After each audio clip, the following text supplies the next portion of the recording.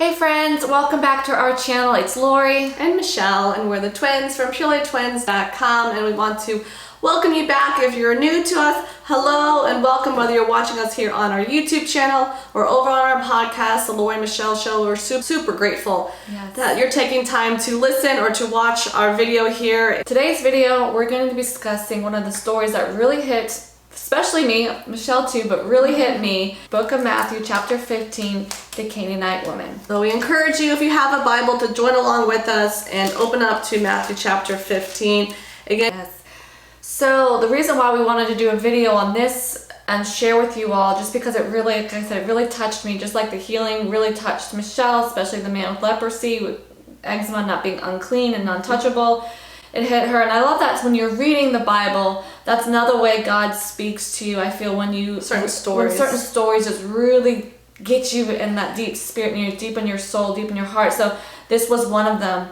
As we were studying chapter 15 and reading along and understanding. To be honest, sis, though, I feel like every time we've read a story, we're like, wow. So I think it's also, please, if the word is the bread of life. Jesus is the bread of life. And I have a lot of written in my notes that only God's word can truly change someone. So that's why it's important to making sure you're part of a community that is teaching God's word. But I also pass along, if you're new to our story, Lori and I have not read the Bible since we were little kids. Little girls, and we don't remember really much of it, and we didn't even read just the basic Bible stories, and we didn't really read verse by verse, chapter by chapter like we plan to now. So I think that's also, we're in this a stage, our season of life we're in. This is like all amazing. Like every time we read something about Jesus, we're like, oh, like it just. So I just wanted to share that with you, depending on where you are in your walk with the Lord. If you're this first time watching our video, probably like, what the heck are they talking about? That's it. And we're just sharing. If you're new again to our channel, or new to us, like we're just sharing our journey of going back to the Lord, sharing what we are taking away from reading the Bible again and passing along to you, and just having faith conversations. I feel like that's important. As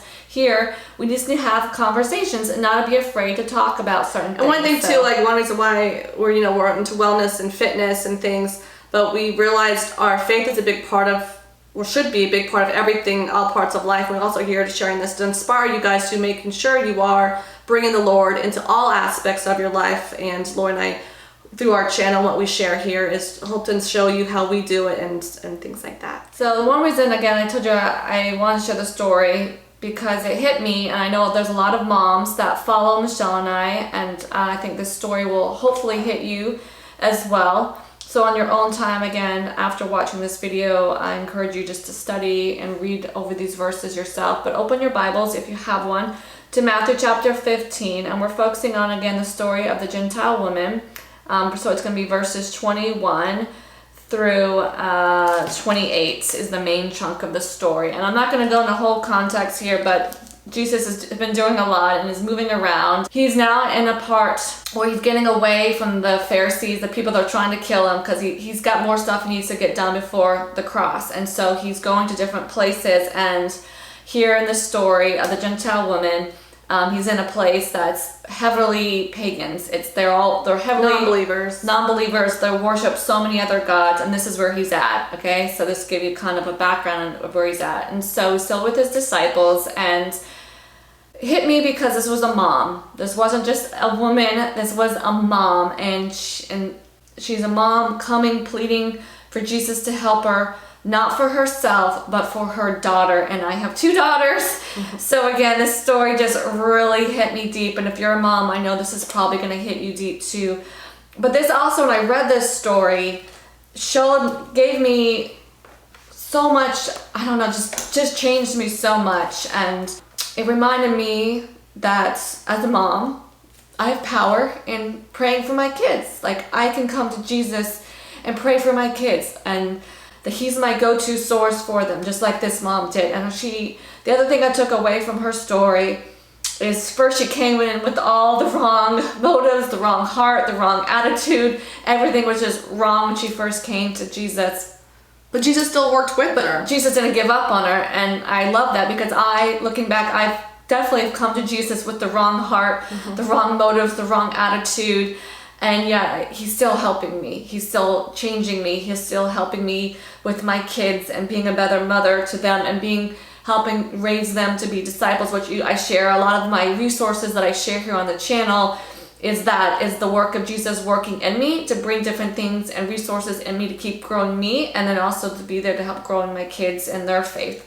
So the story just again hit me. So obviously the story I think is really well known for that she was persistent and she didn't give up. So I think as moms, we should remember this story. We're in a crisis with our children and their whatever issue you're going with, whatever age, that we can remember this prayer of this woman and the faith that she had and what Jesus did with her, and that Jesus can do that with you, and he can also do that with your own children.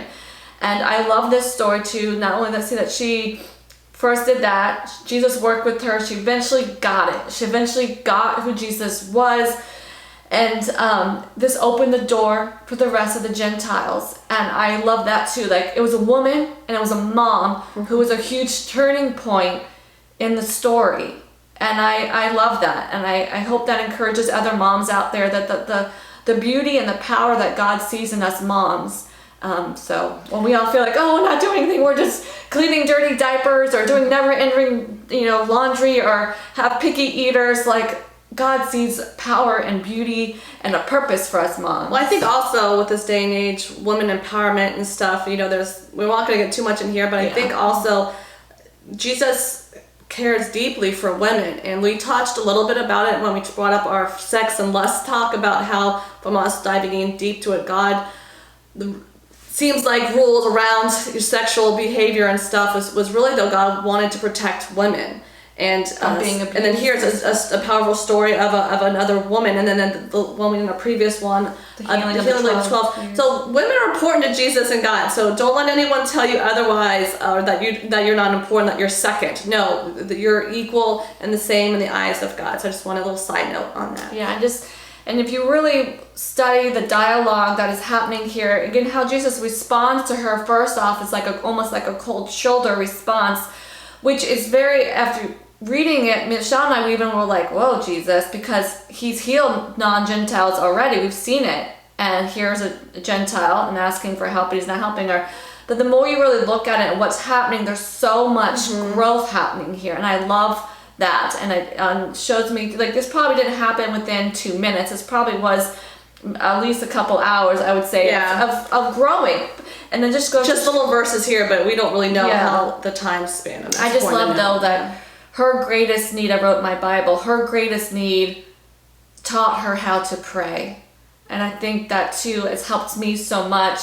And, I want my kids to be followers of Christ, but I have to realize I can't force my faith on them. They have to grow in their own faith. Not gonna be hard as a mom, but I also see if something happens to my kids, like, I can remember this story too, that it's gonna help me be a better prayer. It's gonna help me go to Jesus with a better, posture in prayer. And I really just love the conversation that went back and forth between them. And the part that really struck me is that even though it seemed like Jesus was giving her the cold shoulder, then he was kind of like, well, I only really came to do it to help the Israelites, not really you. And I love how she didn't get offended by what Jesus said to her. She didn't give up because he said that to her. But then I also love what she said back to him. And it's kind of reminding Jesus of who he was and who he really came here to do, is that he came here for all of us. And I love, again, that, I love responded. She responds knowing where she stands, yet, again, so she knows where she stands, who's the real authority, where she's in that authority, even in the bigger story of God. Yet she says what crumbs they don't want, she wants. And to me is that he's been in the land of trying to help the Israelites, the people of God's people, but they're not getting it. Most of them don't believe in Jesus, don't want his miracles, don't want his help. Yet here she is, okay, they're not getting it, but I get it, and I want it. And I'll take just the crumbs. And I'll take just the crumbs. Like, even just a little bit of help, I'll take it. I actually wrote down there in verse 27 when she gets it, again, that's the place Jesus wanted her to get to, because at the beginning, one other thing that she had a lot of stuff going against her. Yeah. Not only the area where she was, that she was a woman, but I also made notice as a response to people who have more of a legalistic approach to Christianity.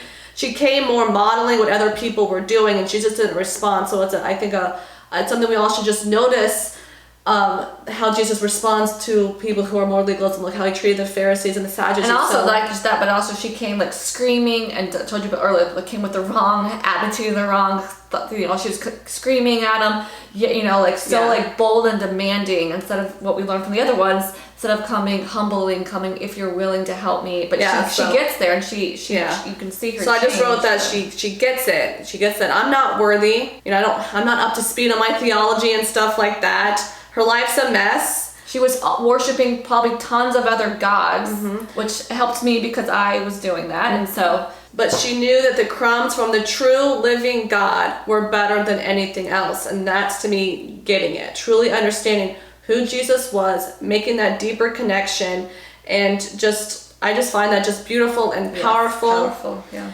And I just also note in my notebook that I just wanted to share that also, that this is also showing God, not just this story, but kind of taking context all the stories from these other chapters in 14 and 15 about, we saw him feeding the Jews of the 5,000 and then the non-Jews of the 4,000, again showing that Jesus came for both, is healing both. And the one reason the story, this lady's getting it, that she's like, hey, Jesus, you came here for all, and I think that's an important thing, a message for all of us to sit with in your own time and reflect and go deeper on. She's reminding Jesus, hey, you came for all of us, not just them. So the Lord is really for all of us. And I love that we can come remind Jesus, hey, you came for us all. I just love too, the other thing is that Jesus, I told you, keeps growing her true self out of who she truly is through all of this. And at the end, she's bold and she's confident, and that's what Jesus was pulling out from her.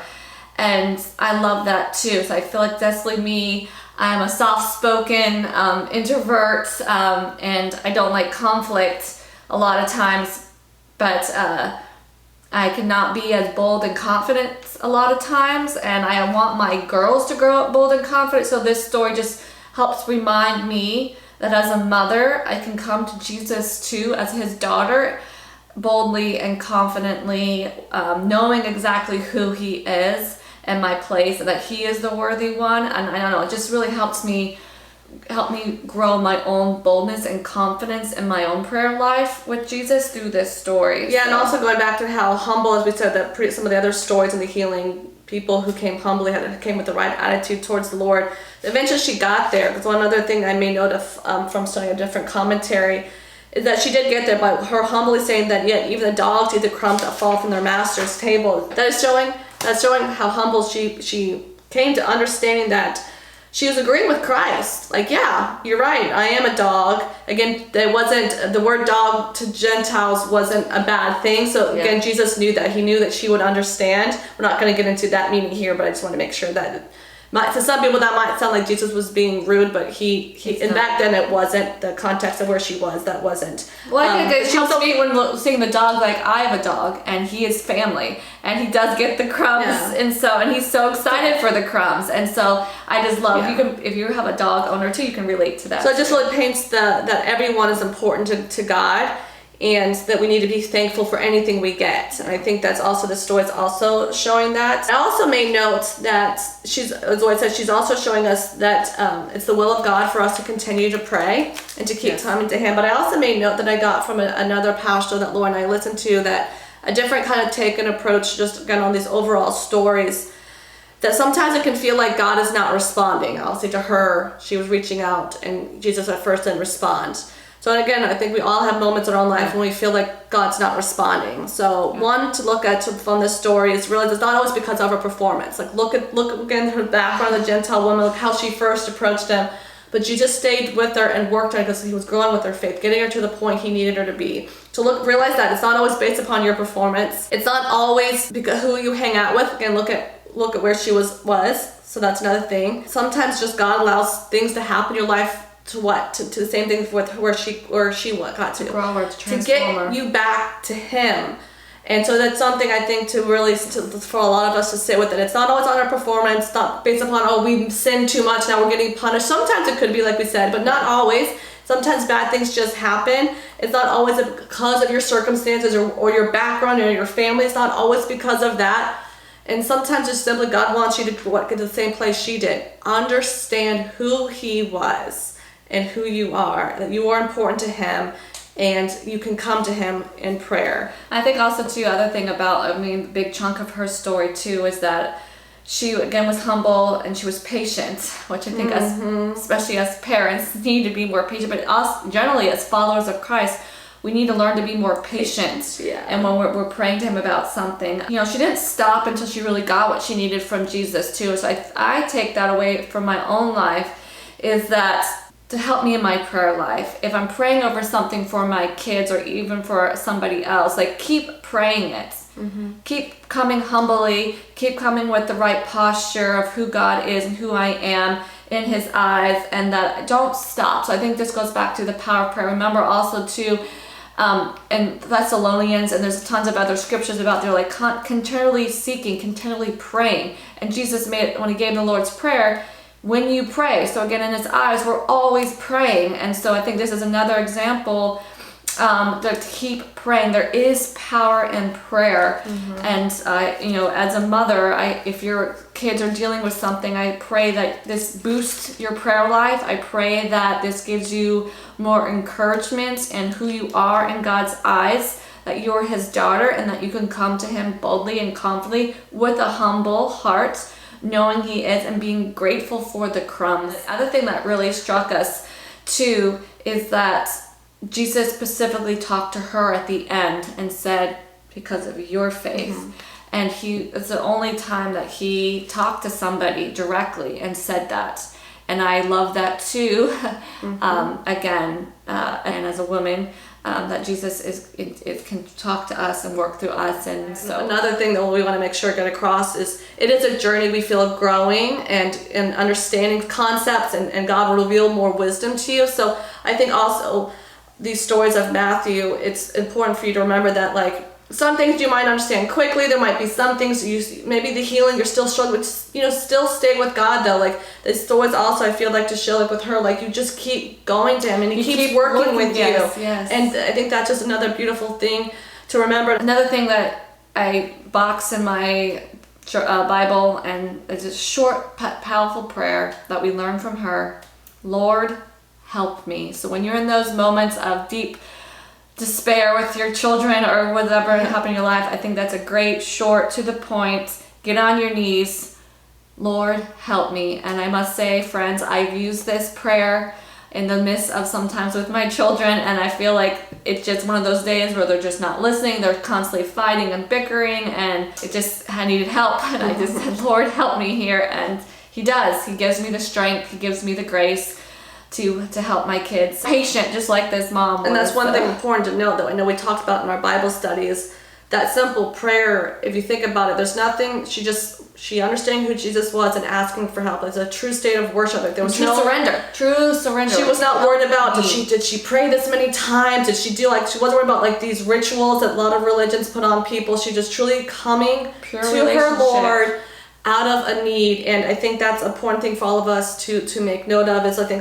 this world, especially with a lot of people not always teaching false things, but some other things they might teach make you feel. And Lord and I, from hearing and watching the people's testimonies and share their stories, there are churches out there that make you so much focus on their ways that you're almost forgetting about Jesus. And I hope this story helps remind you that no, you start with Jesus and don't focus so much on the rituals of whatever your church you're a part of and things. So I just wanted to pass that along. I hope this was helpful for you, a source of encouragement for you, an eye-opener for you, or a gateway to seeing your faith differently, seeing Jesus differently. It really shifted me. Really, you saw me getting teary up at the beginning. It's a personal thing to me when I really sit with it deeper, and I just love that. I love that Jesus can transform your hearts that way. So, thank you as always again for joining Michelle and I, for liking this video, for subscribing to our channel, to helping spread this message, giving us reviews over on Apple. It really means the world to us, helps us get the word out there. You're helping being a part of that, growing this community together. And we love you girls, and we will be back with more videos.